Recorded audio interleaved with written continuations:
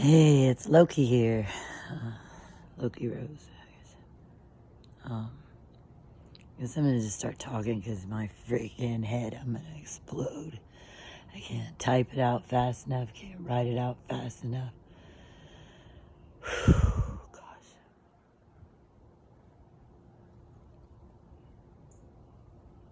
I am reeling, spinning, reeling. There's still a part of me that's grounded.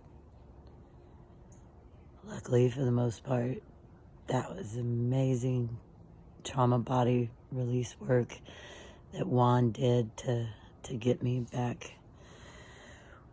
Because that was the worst panic attack of my entire life. Of my entire life. I've had some pretty good ones after Standing Rock and everything. But that was the worst. That was the absolute worst. That shook me to the absolute core, and it being right after my, like, in the midst of that deep, deep grief wave. Hey, Lorenzo may not mean to be abusive. I don't know whether that is intentional or not, but he is. Yeah, that was very, very, very abusive on both of their parts. Main thing I kept saying was, you don't have the right to do this right now. You don't have the right to center yourself right now. You don't. And he was physically intimidating, verbally abusive. I was already in a very triggered state. If he says he was trying to console me, he really needs to do some lessons in that before he's allowed around any woman that's expressing strong emotions, because he gets extremely triggered by them and then goes off himself, which makes the whole situation spiral out of control. And I've seen it between him and Erica, and I've witnessed it twice myself now with him, with me being his target.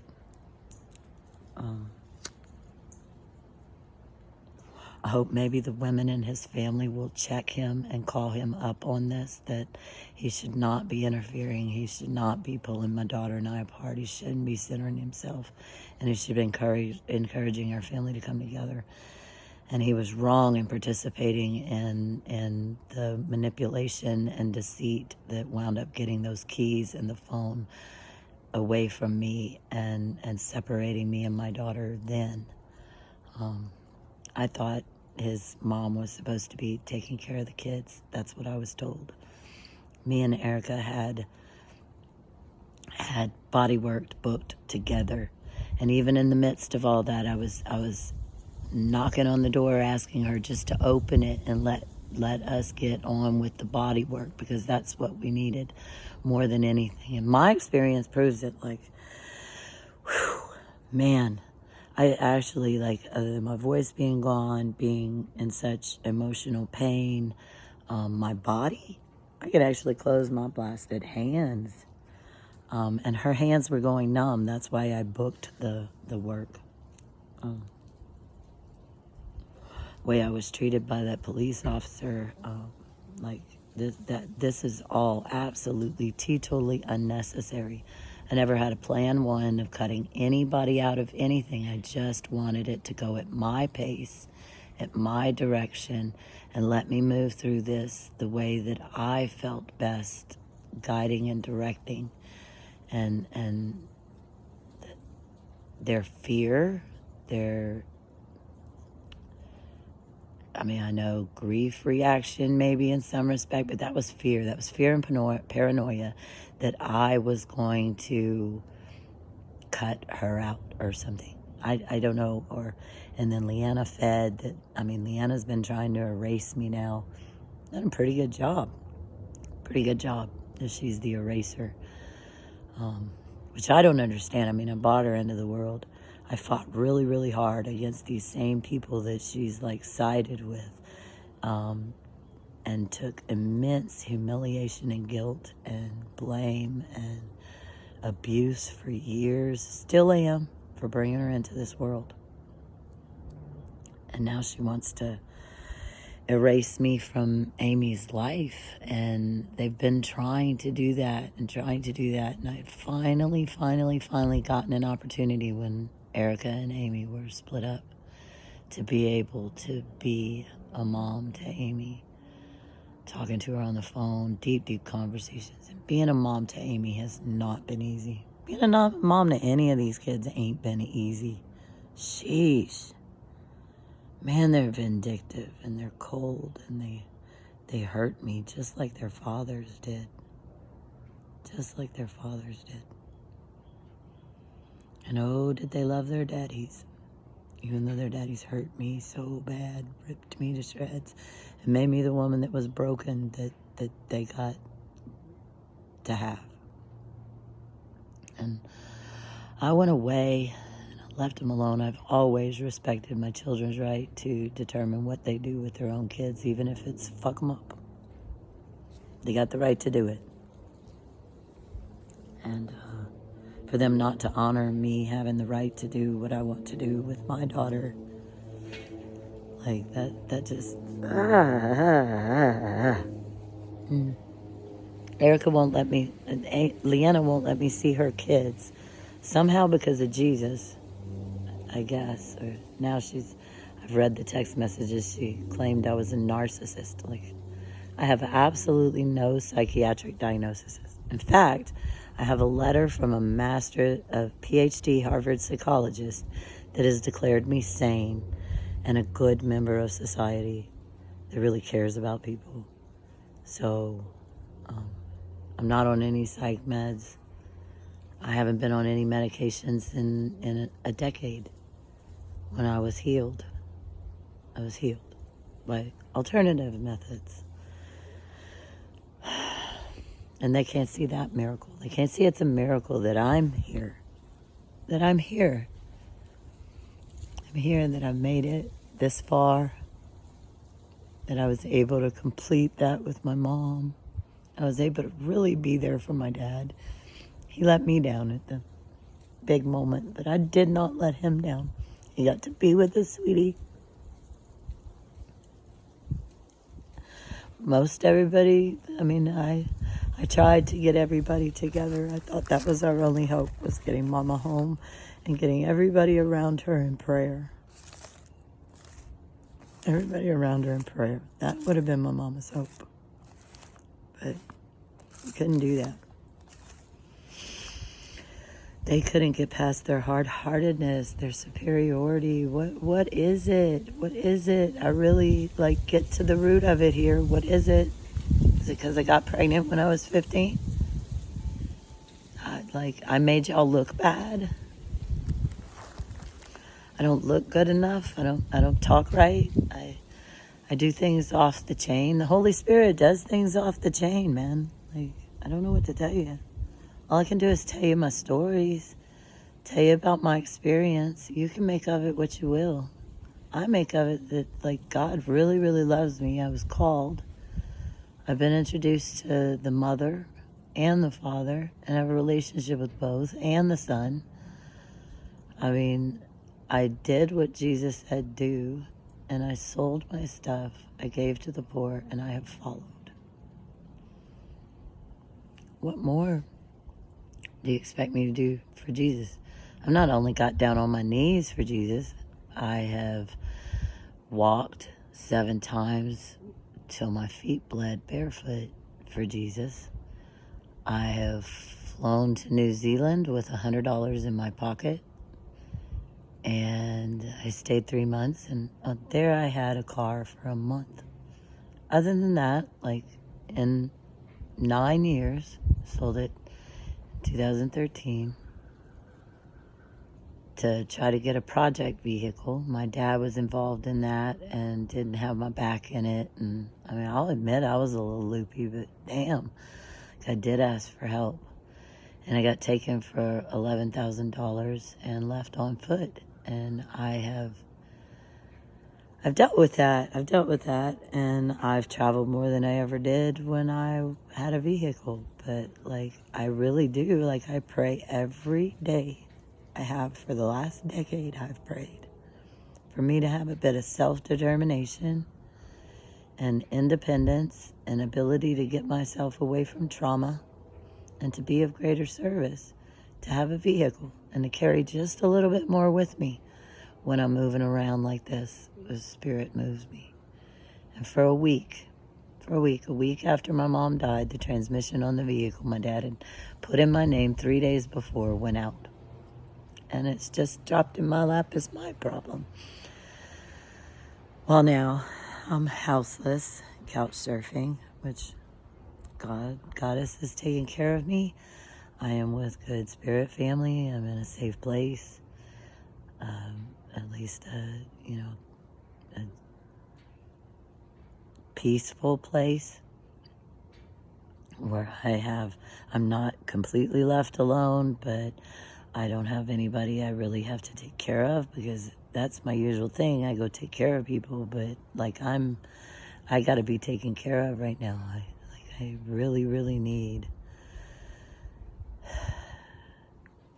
goddesses, Mother, Father, gods, angels to come and lift me up while I just do not have the feet to keep carrying this cross. It's too heavy. This cup is bitter.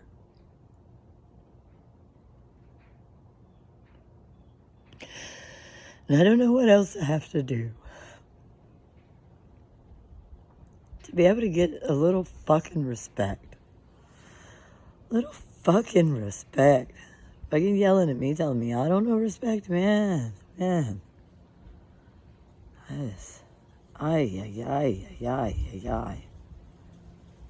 am not a cold-hearted, evil thing that they are projecting upon me. And maybe they've projected it upon me so long it grew into a demon in them.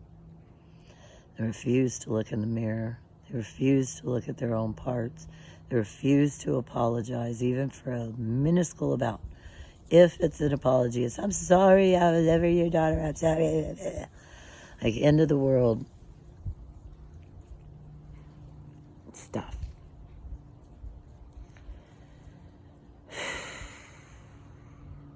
Being their mother is hard. And being anybody's mom is hard, but damn. Yes, I've definitely taken more hits than most. Definitely. Well, I think that's the end of that little rant. Maybe I'll stop it here, sit for a minute with that, and then record some more. So I'm going to leave it. My heart is actually doing some pretty funky stuff, physically and emotionally and spiritually. So I'm not real sure I'm very long for this world. I am not going to actively do anything to do that. I have contracts with people that I'm not. I cannot say that it is not going through my head. There's voices that tell me some pretty messed up stuff. But, just like Amy, just like Erica, the one that's acting like this. And Leanna says she's been there too. I'm battling this voice that says the world is better off if I'm dead. Or that's not so much it right now. It's not the world is better off, because it's not. Erica's house was not better off than when I was there. Amy's house is not better off, was not better off when I wasn't there. Like, I have left people and places better than I have found them all over the North America, Hawaii, and New Zealand. And my fruits of my labors are good. They're good fruit. They're kindness, gentleness, patience, tolerance, forbearance, forgiveness. And I found joy, mostly with my grandkids when I'm here in Houston. That's pretty much the joy I got, is my grandkids. Taking them to the beach, and I was so hopeful with having a vehicle I'd be able to get to do more of that, to spend time with them away from their parents, because they're different kids, and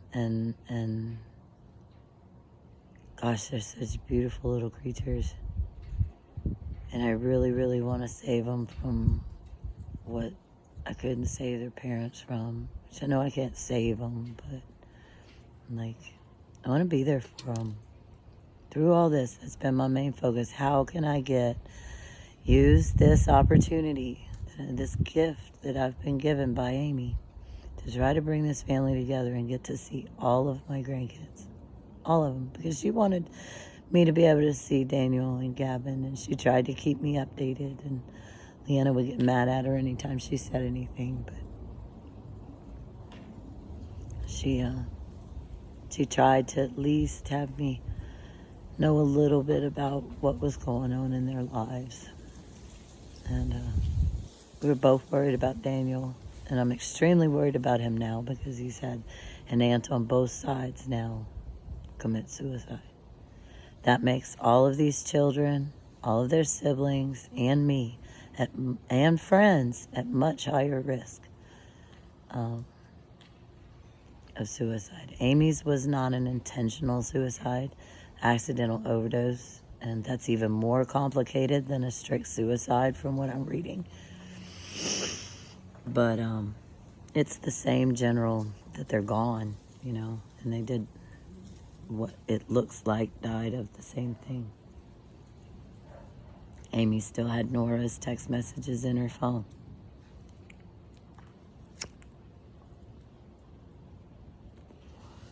So I'm rolling. I'm surfing, bobbing water. These waves of grief come. Memories return. Some good, some not. I work to blow the ones that are not out, and a lot of that comes through expressing it and just throwing it out there. And it's like I'm taking all the skeletons out of the cupboard and freaking throwing them. Some of them are hitting people, I get that, but like, dude, like, you've been ignoring these skeletons for a long time, and I've been staring at them. I've been stuck in the cupboard with them, and they've been talking to me. These bones have been talking to me. And they got messages to deliver to you, and our ancestors want us to get this right. Get this right. Cut the crap. Get this right. Come together. Honor the mother. Honor the mother and the father, but like, Charlie kind of gave a lot of that up with his lifestyle and stuff. Like, there's not a lot to honor there. There's just not. But I was still honoring his rightful place, no matter what he's done to me, no matter what he had put Amy through. No matter, Amy loved him. Amy loved him. And Amy honored his place as her father. She hoped so bad for him to get sober too. I did too. I've been praying for him since the day I left, that he would get sober and he would focus on his children and be a good father. And he would show up sometimes and really get our hopes up, and then they would get dashed again. But Charlie's struggling with addiction too, and that's because of trauma. I mean, the root of addiction is trauma, and a lot of that comes from so many secrets and closets. And I'm not here to enable the status quo. I'm here to shake things up, break patterns, heal generational trauma. And, this is what it gets you. It gets you vile, like vitriol thrown at you, everybody projecting their things onto you. I mean, that whole book talks about it. They just think they're on the right side. They're just so freaking sure they're on the right side. I don't know how they can be so sure they're on the right side, because, like, I even have doubts about whether I'm on the right side or not. But then I get the confirmations that I am. Like, the massage therapist coming to me. I'll get signs from the trees or the wind or the wildlife around me. There's always a way to receive the message. And I went off and I was still for a long time. And I listened and I learned and I studied, and I let Spirit teach me. Let Spirit teach me, and now I can hear. Now I'm sensitive to Spirit. And, but yeah, I don't think any of us knows really. Like, it's a great mystery, right? It's a great mystery. You do your best. You do your absolute best because today might be your last day. And I kind of been figuring my last day was any day for the last decade. I thought all of our days was like really numbered, and I went kind of cuckoo with that for a bit. I don't blame everybody for thinking I was crazy for a little bit, but damn, like, that's when you go catch somebody, not when you like exclude them and all of that. Like, you just catch them if that's the case. Especially if you want to be able to blame them for what the heck they did on their own afterwards. Like, if you didn't freaking lift a finger to help, don't blame what happened because you didn't. Like, that's... Hey. So much just pouring out. And it needs to. At least I can say that I've said it all. It's all up on the internet. It's all there for the future generations to see if they're ever ready to. And I did my part. That's all I can do is my part. And Amy knows that. And whether I get to see her because this thing gets paid and people come together to actually like work with me on this, or that I just go off with the box by myself. And when the grandkids get old enough, I will make sure that they have them. And anybody that like comes to me, honoring me, because anybody that gets them is gonna like see me face to face and honor that at this point with the way that I've been treated. I think I have that right. It's not a vindictive right. It's actually a right that I'm using to bring the people together, whether they want to admit it or not, whether they want to project something else upon it or not. That is not why her belongings are being kept from me. That's not what the actions were on the other side. Charlie even admitted he was trying to cut me out. So at this point, if I did have every right to cut him out, I will definitely give his sister and his sister-in-law some of Amy's ashes. And Lacey, because she's been in contact with me, and Betty, because she's actually tried to assist with this, and Brandy really tried to assist with this, Jordan. But like, I mean, you wouldn't have known Amy except for me, so you need to come and get to know me a little bit, and not me. If you've known me before, not that me. That was Malia, probably. Most of you haven't even met Rose, and now I'm Loki Lonnie. So y'all got some catching up to do. I really got some catching up to do. And if you've changed, you got to let me change. And if you haven't changed, that's your damn fault. I've been changing pretty much every freaking day, especially for the last 10 years. And going through some things that y'all can't even like wrap your head around. You can't even believe that God actually meant when he said he could give you manna for heaven every day without you having to work. Work for the man.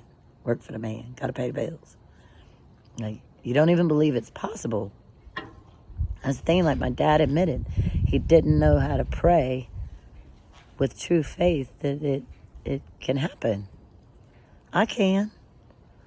For some reason, this is the one little freaking thing that I can't seem to get turned around, but I think it's because they're working so strongly in opposition and determined, like so focused and determined not to believe anything good about me and to believe everything bad about me. Everything.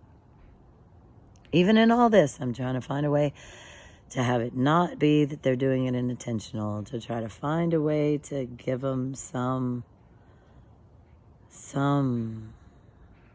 that they don't know what they're doing. It is not intentional. But the level of malevolence here, it's getting harder and harder to believe. And I deserve. I brought her into this world, and I was there the night she went out.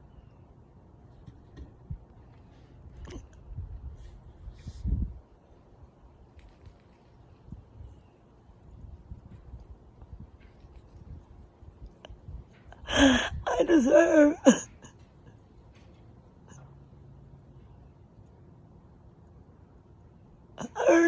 I love that baby hard. So hard. And she knew it. She knew it. She was starting to get a sense of just how hard it was. How hard it was. This was the first time she'd had to pay her own bill, like work and pay bills and be by herself, a single mom. And she had told me she was sorry for being so mean to me, for having had to work so hard.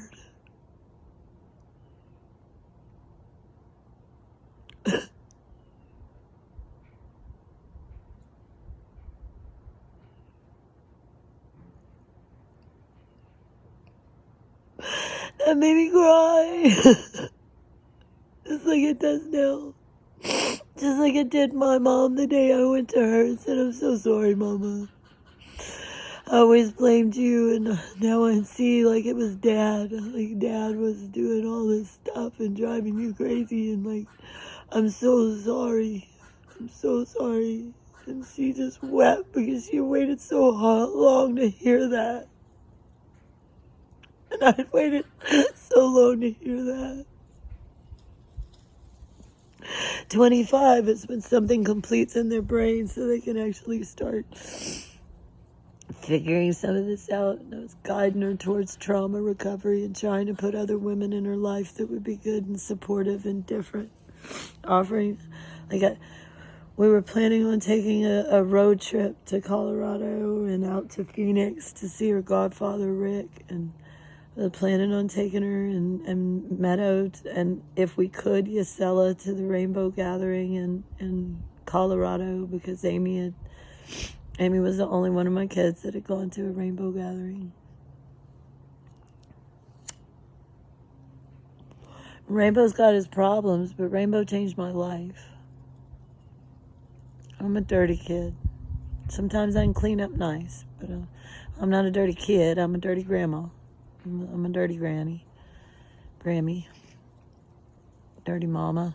It was so like having just all of these kids when I was away from mine to be in the Rainbow Tribe, and I care so much about so many of those young ones.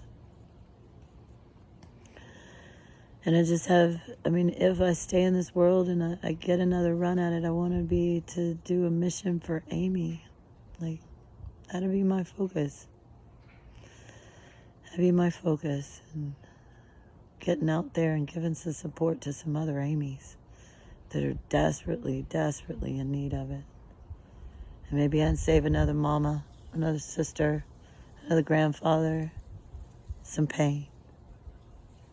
There's been a few that I've touched their lives and got them to get through another day.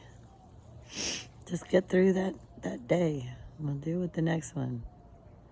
Just get through the day sometime. And that's where I'm at right now. I'm working to just get through the day. I don't know what anything brings. I've got to be out of here on Sunday. Trying to stay in town when, I don't know dates. Everybody's hounding me about when's this, when's that, what's that. And I'm just being told that I've got to wait. And I've never done this before. And I still haven't gotten ashes from my mom or anybody talk to me about any of that or anything else. And it's even further down the road. So, y'all are getting closure before that I did. And this money stuff, somebody comes up with the idea, I get it started, and then nobody donates. And nobody talks to me, except for Lacey and people that weren't on the list. So, if those people do not get with me, and somehow we do get this paid, they won't be on the list anymore. The ones that paid, contributed money to put their wallet where their mouth was, will be there. And if not, we'll have refunded the $300, and it'll just go to cremation, and they will send me the remains, and they will send the people, I will send her dad a death certificate. But everybody have to, I'm going to go away and do my own healing, and I'll hold on to those ashes And those that have connected with me, that are talking to me, that are supporting me through this, to be able to live, to be able to hand them out their ashes. I wish to be a part of this story going forward. Will reach out to me, because I'm going to get to tell Amy's story from here on out. Amy's story about her ashes, and where they went, and who they went to, and bridge all of that together. And I'm the one that has been working on this since the day I started brewing her in my body. It's my story to tell. It's mine. Other people play minor roles, and they can add in and come in and help me tell the story. But they don't get to tell the story. I do. My Amy. I named her after my mama. I named her after my mama, even though my mama hated me most of my life. And we have healing at the end. And I want healing at the end of this. But I can only do my part. My part. I hope some people start stepping up to advocate for me. Maybe start stepping up to support me more in this, to provide a place for me to stay in Houston until this gets finalized. Those of you that claimed you loved Amy, a bunch of y'all asked for the Cash App, and there's not been any donations except one from one of my friends, two from two of my friends, and those two people don't have much, but they sent money to me. I mean, $10 a piece. She supposedly had a whole bunch of y'all, $10 a piece. And if we get more than that, then we can do something for her kids, or a permanent memorial or something like that. I'd like for us to kind of all work on these ideas together. From that, we can sit in a vigil while she's being cremated, and brainstorm ideas and make sure that we're all strongly connected going forward from here. If not, if this is just a sideshow and something for you to, and I know a lot of you young ones lose a lot of people, so, I know that. And y'all got a lot of stuff going on and stuff like that, but I would really like to be there for you. I would. I'd really like to be there for you. If you were my daughter's friend, you were her sister or her brother, which makes you my spirit child. I'm your auntie or something. I'm your auntie. Maybe. Something. But I need to mean something to you, and you need to mean something to me, for me to hand over part of my daughter to you again. Again, because you already had her once. You already had her once. Probably more than once, most of y'all. Some even more than I did. Now you want to be greedy. Bible talks about vultures around a dead body. The peace eagle is vulture. And I gave one of those feathers to my mom, who I'm still not able to memorialize either. So if I can wait, y'all can wait. And if this doesn't come together for the day that she's cremated, then we'll be waiting a while until I'm strong enough to deal with all this again, till some hearts have softened and opened, until I am in communication with all of my grandchildren, and until I'm brought back for some kind of event that actually honors me as Amy's mom. Either that or y'all can do what you want to do, but it's hollow and empty and without love. It's hollow and empty and without love. And what Amy would have wanted, which was all of us together, both Amy's, would have wanted us all together for this. I've put aside my differences. I even put aside what Amy had said was her last wishes, to invite her sister in. And she took over. Just like Amy kind of warned me she would. So she and Leanna need to humble themselves, repent, apologize, and begin making right the horrible, horrible riff that has been made in my life, in Amy's life, in everybody's lives.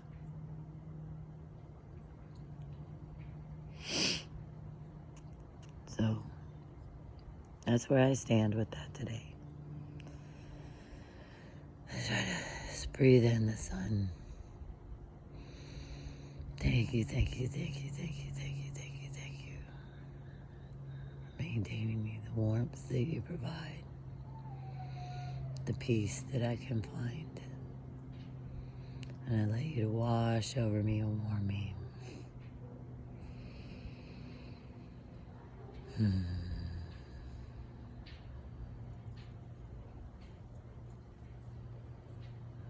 Aloha, kia ora, kia kaha.